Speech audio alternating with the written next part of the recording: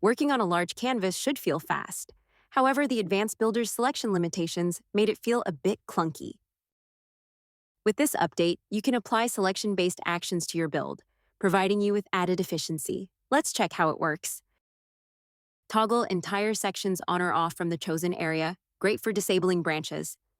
Snap spacing, align connections, and clean up just the portion you selected for an organized canvas. Super easy approach to adding sticky notes. Label your selections easily with right-click options. If you are familiar with using the Advanced Builder, accessing this will be easy, but just in case, let's go over how to access it. Head to the Workflows tab inside the Automation section and create or edit a workflow. Set your workflow to use the Advanced Builder by selecting it from the drop-down menu in the top left corner. Keep the left click pressed down while you drag your cursor to select a section. Right-click to access the Quick Actions menu. Using these actions will help you easily organize and customize your workflow, giving you a free-flowing experience and helping you make the most of the Advanced Builder. We hope you enjoy it.